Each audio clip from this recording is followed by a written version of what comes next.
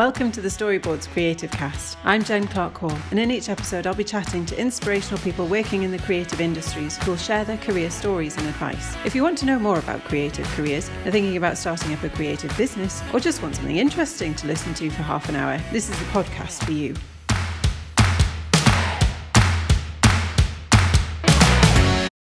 Today we're talking with Jonny Swinhoe, a Programme Manager at McLaren. Welcome to the podcast, Jonny. It's great to be talking with you today. So we'll start off, if you could tell us a little bit about your current role at McLaren.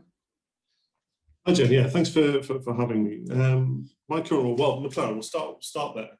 McLaren are probably most famous for Formula One, but for a number of years now, we've also been making supercars.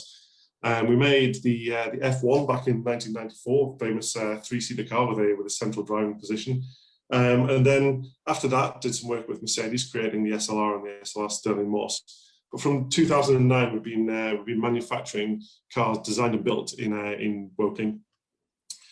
I've worked for McLaren for just over 10 years now, and I've worked on a variety of their cars. And on a variety of different technologies as well. I joined them to work on the P1 hybrid system. So the P1 was an Ultimate Series hypercar with a hybrid drive system, and I joined McLaren to work on that, to work specifically on the battery. Then from there, I went to worked on the powertrain in the Sports Series and the electrical and control system on the Senna. And now, as you mentioned, I'm a program manager in the Ultimate Series, so I'm responsible for the Senna GTR and the McLaren Elva. So what does a program manager do? What's your day-to-day duties? So we start at the very beginning, generally with a pretty clean sheet of paper, and have to establish a concept for a car, and then we work from that, and we develop the concept through the design phase into testing. And engineering. We build a bunch of prototypes, put the car on the road, validate that it does exactly what we want it to, develop the manufacturing process, and then when it's ready, we'll put it into manufacturing, and it'll be ready to sell to customers. On a day-to-day basis, there isn't really a kind of standard job that I do. It's very much taking on whatever comes up depending on which phase of the program we're in, and working with the team to solve the many challenges that come with developing a car. So you have a team of people that you rally around the project and you keep motivated. Yes. So developing a car takes a lot of people. I can't claim that I do it all myself. That'll be a mammoth task. Yeah. I have an exceptional team, and one of my jobs as a program manager is to assemble that team right at the very beginning. And the workforce of McLaren are exceptional, and we get to put together an incredible team of individuals and work with them on a daily basis to produce something that's genuinely very special. So what sort of people are in your team? What are their roles, like briefly? So it's a huge cross section. We have people who are very dedicated technical people. The aerodynamics guys. They have a very specific focus, and we have people in the studio who are kind of a combination of engineering and creative, that really look for that balance between aesthetic and technical requirements. So there's an engineering team, a design team. We have guys who are running the cars and making sure they stay on the road, and then of course the other parallel functions in finance and purchasing and SQA and all of those guys. So my role in terms of managing the team is multifaceted, and I have a huge team of people that are working incredibly hard to deliver the car, and everybody brings their contribution to the party to make the cars really very successful.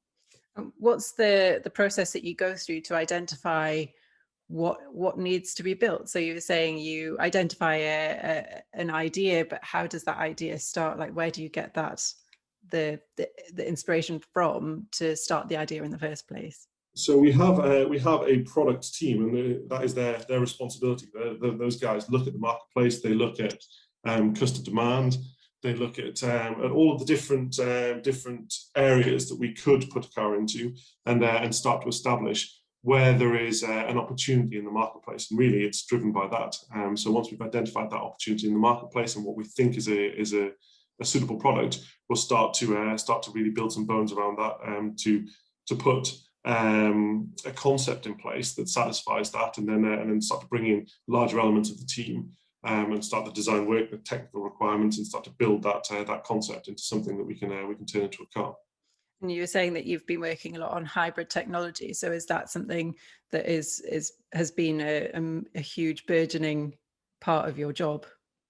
So the P1 was a big step in terms of changing the perception and the use of hybrid systems. McLaren's just released the Artura, which is their second hybrid car, and clearly there's a big revolution coming in terms of propulsion technologies in the automotive industry. So it is something that we're working on. But most recently, I've been working on Elva and Senna GTR, both of which are more conventional powertrains. So it's not been a big part of my role, but it is a huge part of McLaren and the development process that's ongoing there. Taking a step back from where you are right now and looking back to how it all started for you, what sparked your interest in engineering? Well, I was super lucky, actually. I went to King Edward VI School in Morpeth, and they had an incredible STEM process. They were really pushing STEM activities, and certainly in up to and including GCSE kind of timeframes. There were events almost every year in terms of STEM activities, and those events were somewhere kind of between a Google hackathon and Scrap Heap challenge. In the morning, you'd be set a task and given a pile of stuff, and you'd have to go and kind of create a solution. And they were all really exciting events, and that was kind of the beginning of the bug for me. And then I did the engineering education scheme when I was in sixth form, which was an opportunity to go and solve a real world engineering problem whilst at sixth form, and that project took off. It was a great project. And we got to take that to the Royal Society in London, display there, and then we got to display it in Greece at a European Science Convention. These were great opportunities for us to go and kind of talk about the engineering activity that we're doing. But what really got me hooked, the thing that really excites me about it, is it's all about the solution. So when you start kind of doing solving mathematical equations, it's all very elegant, very neat. And you can start at the beginning, work through the process, and get to the end of the discrete solution, and that's a kind of really satisfying feeling. But as you kind of get into more complex problems, it becomes apparent that a discrete solution is probably not very likely, and it ends up being more about optimization of competing requirements than it is about finding a discrete solution. And the idea of a problem existing that has lots of competing requirements, and then you set about thinking about that problem, designing something, optimizing for those competing requirements, and then producing it, sending it away to be manufactured. It comes back, and now something exists that solves the problem that didn't exist before, and that's all because you've spent time thinking about it and solving it. And that for me, it's a little bit arrogant, but that for me is the real thing, the really special point about engineering and what I do. And I'll never forget the feeling when the first part that I designed in my career turned up, so professional career turned up. It was a subframe for an aircraft support vehicle, and I'd spent a long time thinking about it, doing all the right calculations, designing it in CAD, so I'd seen it kind of rotate on the screen, weeks and weeks and weeks, and then this thing turned up on the back of a truck, and it was real. It was an actual thing that hadn't existed before and did exist now. And it was a very, very special feeling. That's interesting, because a lot of people we have spoken to on the podcast have said, you know, one of the proudest moments is the point at which they actually see something that they've thought of in their head, they've seen it in their mind, they've seen it on paper, and now they're actually holding the physical object, or they can see the physical thing, like a product. Like we had Ben Calland, who's an industrial designer, and he works for Tommy Tippy, and you know, talking about the cups and the bottles that he designs that people use every day all over the world, and it's such a small design team, but yet they're massively international. So that's a really quite an overwhelming thing, I would suspect. And then Henry, who's a designer, a sort of spatial designer, and he designs museum spaces as well. And he said when he goes in, he just sees people wandering around. That's just mind blowing. And you're thinking, I did that. I made that thing that they're looking at. And I can totally understand that it must be really mind blowing to see that sort of thing, and that feeling of going, wow, I did that. Yeah, it's really special, and especially when you've spent so long thinking about it and pushing it, and prodding it, and stretching it, pulling it, and trying to work out what the right solution is. When it does finally turn up, it's a really special feeling. What is it that keeps you passionate and motivated to do every day, do you think? Because after 10 years, you still sound really sort of positive and passionate about what you do, but what is it that you think keeps you like that? It's really interesting. I remember first starting at McLaren. I was walking down the boulevard at the McLaren Technical Centre, and there's all the cars lined up, all the kind of historic Formula One cars, the history of our road cars. And somebody said to me, this wears off after a little while, but still 10 years later, I walked down that same boulevard, and I just glimpsed the kind of the logo on the rear wing out the corner of my eye, and it just makes me smile. It is never worn off. I absolutely love it, and I love the challenge. That's the thing for me. I talked about this idea of you come across a problem and you spend time thinking about it, so on and so forth. That just expands and gets bigger as you take on program management. It's no longer just about how do you solve this technical problem. The variables change. The variables become about timing, and about resource, and about engineering, and about design, and about all the different things. And it's about how do we map those together to create a successful program. Mm-hmm. So I love that challenge. And I work with an absolutely world-class team. They are so driven and enthusiastic and just super smart. And we make incredible product that people really want, and they want to see, they want to experience, they want to understand. And that's a great motivator as well. What was your progression after school? So at school you did, I'm assuming, technology at GCSE? Yes, I did maths, physics, and technology, and then went on to study mechanical engineering at Loughborough University. And from there, I went back to the Northeast and into a company doing interior trim components for Nissan and other automotive OEMs. So I started my career in the automotive industry almost straight away, and in program management, to be honest. So I was doing kind of plastic trim components, injection molded stuff, which was really interesting. A slightly different aspect to perhaps where I thought I'd land. But I did that for a couple of years, but it became clear that I wasn't really using what I'd learned at university. There wasn't enough kind of design required. It was all kind of execution of project rather than really kind of problem solving.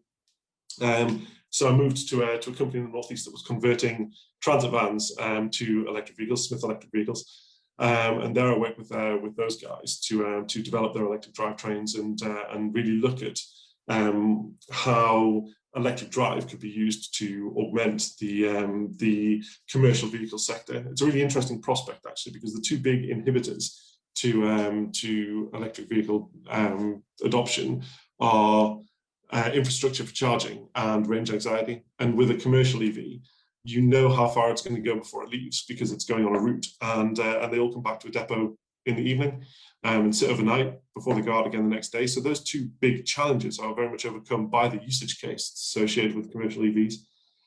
So Smith had a great idea in terms of converting a transit van and applying it to the commercial EV sector. So I did that for a few years, and then the opportunity that came up. The market exploded around hybrid systems and EVs, and we made the decision to leave the Northeast and go and pursue some opportunities to look at application of what I'd learned in the world of EVs in other areas. And at that same point, all of the major OEMs were looking at their first hybrid systems.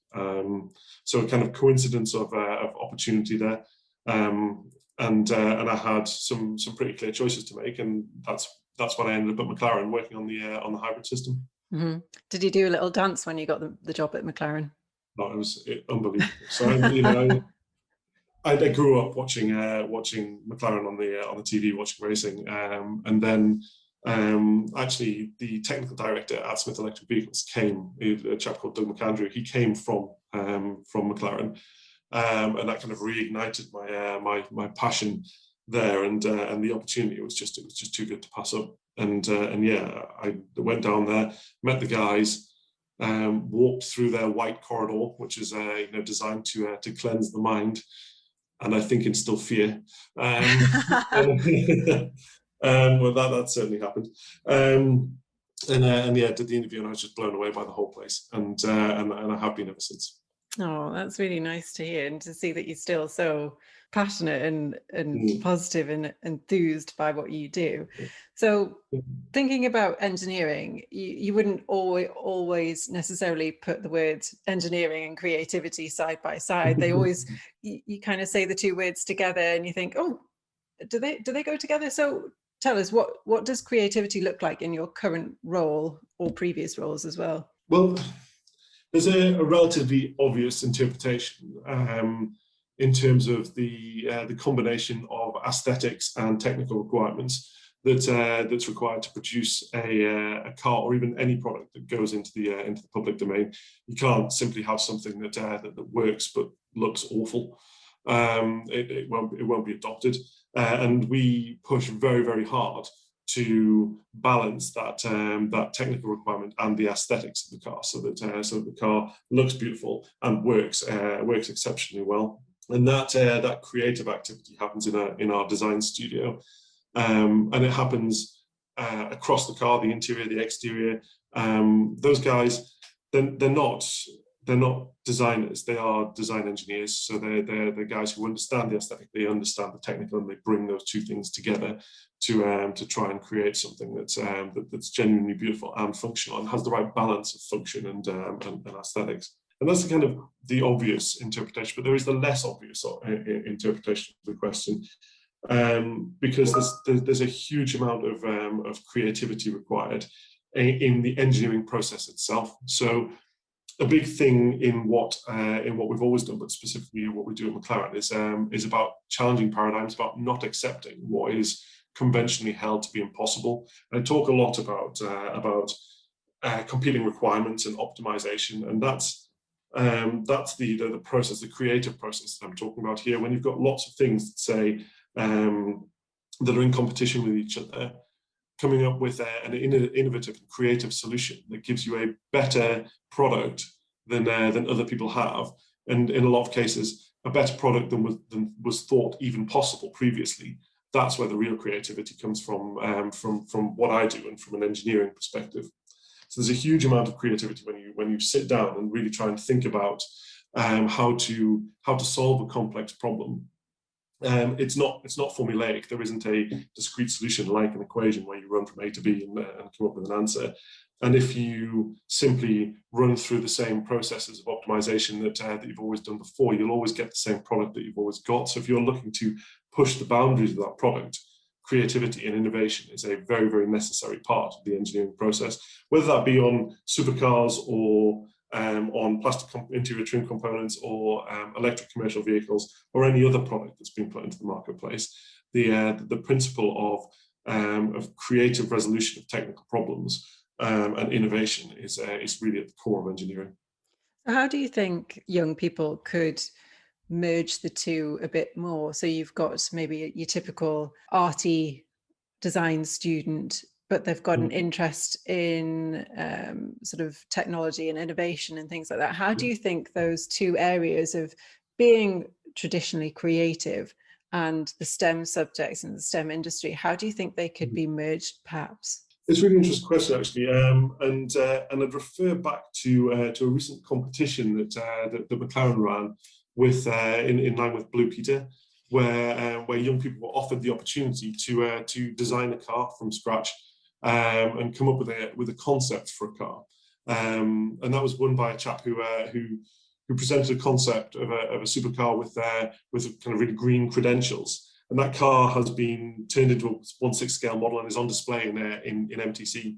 And that's a real opportunity for young people to look at the creative side and the technical side and kind of bring those together in a single concept. And that's the kind of thing where there's real opportunities around STEM subjects merging with the creative subjects to create a single output. Does McLaren do things like that quite often, where they have these competitions for young people? We're involved in an awful lot of things like that. We have a whole team of STEM ambassadors that are there to go out into the community and really talk about what we do at McLaren and how we apply STEM subjects in the real world. And we do some online competitions. Pre-pandemic, we had some competitions where students would come on site and build small vehicles and race them on the boulevard, that kind of thing. So yes, we get involved in an awful lot of activities with schools and young people to try and develop their interests and give them opportunities to think about challenges. Very similar to what I said about the activities that I did when I was young at King Edwards. It'd be great to see more of those sorts of things in school as well. What do you think is the best thing about what you do? So for me, it's almost completely about problem solving. I said before that as an engineer, it's technical problems, and you need to be innovative with your technical solutions. As a program manager, it's not always technical. You get to support the team with the technical problem resolution, but there's so much more going on in terms of delivering a whole product. But that is still just a set of variables. It's cost, it's timing, it's resource, it's technical. It's all of those things brought together into a huge challenge that goes on for a number of years, and the day-to-day activity of understanding what's difficult, understanding what needs to happen, taking away those challenges, and producing a solution, maybe by some innovative means, or maybe by some more conventional means. But either way, you're presented with a challenge. You create a solution, and then that solution is executed, and that's a great feeling. And in terms of, as I say, no man is an island. I do all of this, but I do it with the support of an amazing team. The amount of hours, the effort, the dedication that those guys have, it's unbelievable. And I guess that must make you quite proud in itself, being able to head up this amazing team. You must be really proud of everyone who's part of that. Yeah, and like I say, everyone brings their expertise and does their bit.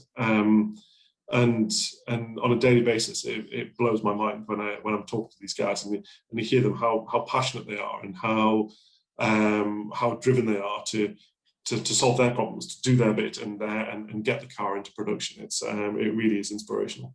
And thinking about the fact that you work as part of this team, this family, how have you had to adapt your working practices during the last year and a half? Has it changed much for you? So, like everyone, we're subject to substantial restrictions, and we've had to work really hard to change the way that we've worked and work around the restrictions. Ultimately, you can't build cars from home. We've had to establish a way of working that allows us to be collaborative and to meet the requirements of protect the factory.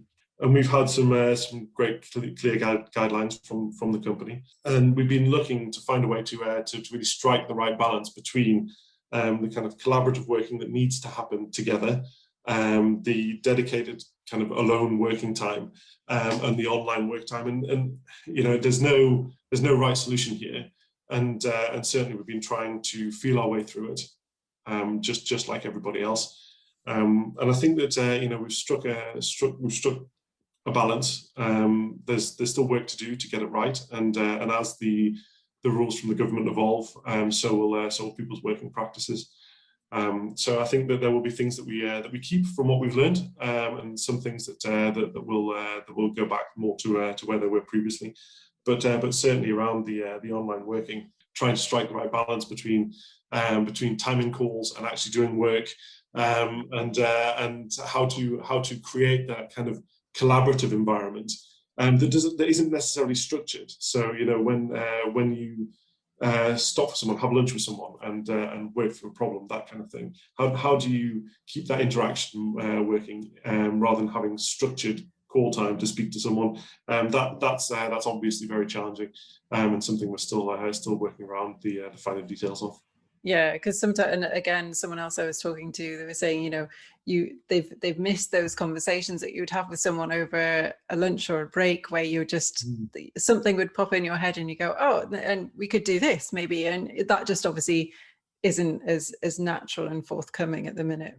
And I think that's the bit that if we as a kind of a sector move to more online working, less needs to be in a central location, that kind of thing. Finding the way to allow that to still happen is going to be the real key. Overall, looking at the STEM industries, how do you feel that's been overall affected by the pandemic? I'd probably suggest less than the more creative industries. I can't really talk too intelligently about the impact on the creative industries because it's not something that I'm directly involved in. But in terms of the way that certainly the manufacturing sector has been impacted, it's been prioritised by the government to keep the manufacturing sector operating, which means that throughout the pandemic, I and my team have been relatively lucky in that we've been focused on delivering a car and really pushed to do that. And we've really had to keep going and find new ways of working rather than go on to furlough and stop working, which has obviously been the impact on a lot of people. And do you think that's been prioritised because of targets that the government has, obviously, for banning the sale of new petrol cars in, was it 2030? And you're just making sure that technology is continuing to be improved and progressed? I think it's more about the output from the manufacturing sector than it is from any specific legislation about future product technologies. We'll work hard the whole automotive sector is already working very hard to look for new solutions to the kind of carbon problems and move away to more towards greener drivetrains. That's clearly happening. It's a revolution that's coming. As you say, there are deadlines associated with it. But I don't think that's had too big an impact on the assumptions around COVID. It's very, very much been I think maintaining the output of the manufacturing sector that's been prioritised, and I think that's probably the right thing to do. And we've been able to manage our way around that really quite effectively. You talked before how proud you were of the projects that you're working on in your team, but is there any one specific point in your career to date that you look back on with really fond memories and think, yes, that was a really great point in time? Well, it's interesting because I'm super proud of kind of every product that I've put into the marketplace across my entire career. But that doesn't just apply to McLaren. When I was working in interior trim, I was doing a project with Nissan. And they wanted to put some flocking inside the glove box of a micro, as a special edition micro. Flocking, as in like the wallpaper, like flock wallpaper. Like essentially, so it was nice and furry inside the glove box. And this process, it was going to be awful. They needed to send the parts away, and it was going to be really difficult. So we thought about it for a little while, and came across some self-adhesive flocking, so something we could apply in the plant. So we trialed that. Nissan loved it. We put it into the car, and I went to the London Motor Show where there was a show car. I jumped in, opened the glove box, and I was rubbing the flock. I did that. Some flocking inside the glove box. It was again, it was about this idea of we need to look at the challenge from a slightly different perspective. How do we really make it work? And I was super proud of that. That was probably the first thing that I saw in a motor show that I'd worked on, and very, very, very proud of that. Of course, the hybrid system on P1 that really changed people's perception. I think anyway, changed people's perception of hybrid systems. Up until then, it had all been about how do you extract the most energy from fuel to give you the greatest efficiency. and on P1 we took the hybrid system, but we used it to improve performance as well as improve fuel economy. So Jeremy Clarkson talked about us weaponizing wind farms. The idea that we'd taken a technology that was ostensibly green and used it to improve performance really, I think, changed the way that people thought about hybrid systems, and that's I think paved the way, or at least helped pave the way for the real change in perception and the number of hybrid cars there are on the road now. I think that those three cars, not just the P1, but P1, LaFerrari, and the 918 Spider, all three of those cars did a huge amount for the perception of hybrid and how that kind of technology could be used. Because you're right, it wasn't a straightforward linear progression. We're going to put a hybrid system in the car and it will do this. We put the hybrid system in the car with a kind of core aim, and then identified a whole bunch of extra functions that we could do to improve the drivability, improve the performance, improve the general attributes of the car. And they were things that came to us while we're having lunch, while we're chatting to each other. Just what if we did this? A really kind of special moment where you go, oh, geez, we can build that functionality into the car. Let's go and do it. Let's see if it works. So that kind of that hybrid system P1 was really special. And kind of really recently, the Elva, working with the team on that, and what those guys, or what we all achieved during the pandemic, has been incredible, absolutely incredible. So in March last year, we were all made aware that this was going to be a very, very difficult situation for us to manage our way through. And again, I've talked about it a lot, the dedication of the team, the commitment to getting the job done, despite the incredibly difficult circumstances. We have an international supply chain that was affected. It was a very, very difficult circumstance, and we've worked really hard through that and produced a genuinely exceptional car. So that we've looked back and now looking forwards, where do you think you see yourself in 5 to 10 years' time? Well, I like to think that I'll still be an engineer at heart, still solving problems. But I'd also like to say that I'd have had an impact on the revolution in drivetrain, in those propulsion technologies, moving to greener drivetrains. It's something that, as you say, the whole industry is pushing forth, that the government put legislation in place to support. So I'm really keen on that as a set of technologies. So yeah, that's something that I'm looking into personally, and I'm very keen to support. And one of the questions, part of the questions is, how does what you do make a difference to people or your community? And I suppose what you're doing is going to make a huge international impact, in that that must be quite a big thing to think that, gosh, in 20 years' time, people will be using the things that I've worked on every single day. I like to think that that's the case.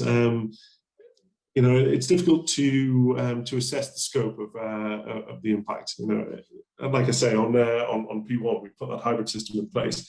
We changed the way that we really thought about hybrid systems, and that changed the way that other people thought about hybrid systems. And therefore, it's really difficult to measure the impact of that.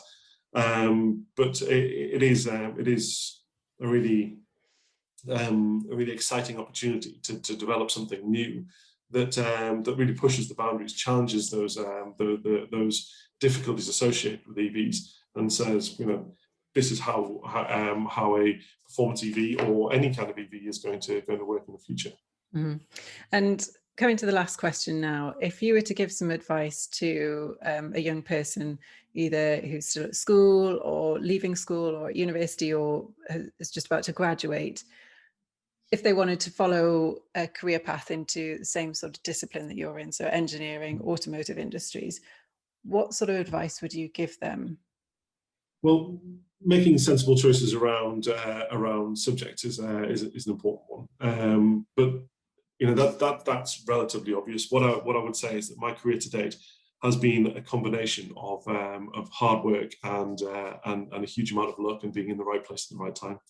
So my advice would be very much to stick with it, to not give up. That opportunities come from the most unusual places, and that really I'd say that if you were to want to pursue a career in STEM and engineering and automotive engineering, even in McLaren, then setting that as your goal and going after it and not giving up on it is probably the best thing you can do, because the opportunities will come.